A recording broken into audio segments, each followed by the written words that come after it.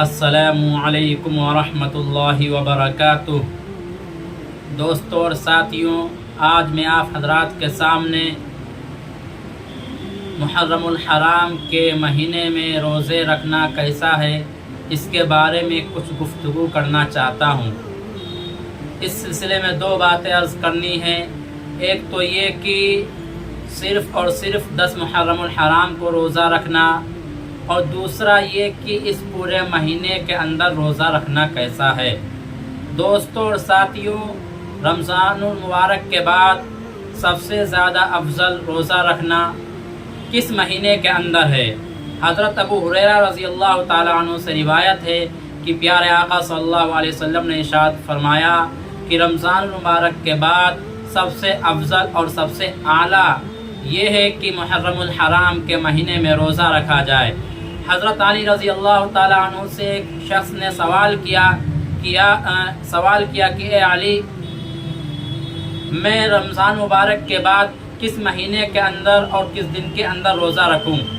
تو حضرت علی رضی اللہ تعالیٰ عنہ نے جواب دیا کہ ایک مرتبہ کا واقعہ ہے کہ اسی طرح میں پیارے آقا صلی اللہ علیہ وسلم کی خدمت میں بیٹھا ہوا تھا تو قبیلے باہلہ کا ایک شخص آیا اور اس نے بھی یہی سوال کیا جو تم نے مجھ سے سوال کیا، یعنی کہ رمضان مبارک کے بعد کس مہینے میں روزہ رکھیں۔ تو پیارے آقا صلی اللہ علیہ وسلم نے جواب دیا تھا کہ تمہارے لیے سب سے افضل یہ ہے کہ تم رمضان مبارک کے بعد ماہ محرم الحرام کے اندر، یعنی محرم الحرام کے اندر روزہ رکھو۔ اور میرے دوستوں اور ساتھیوں، دوسرا مسئلہ یہ ہے کہ 10 محرم الحرام کو روزہ رکھنا۔ دوستوں اور ساتھیوں، پیارے آقا صلی اللہ علیہ وسلم جب مدینہ منورہ ہجرت کر کے تشریف لائے تو آپ نے دیکھا کہ یہود 10 محرم الحرام کو روزہ رکھتے ہیں۔ تو پیارے آقا صلی اللہ علیہ وسلم نے پوچھا کہ اے یہود، تم 10 محرم الحرام کو روزہ کیوں رکھتے ہو؟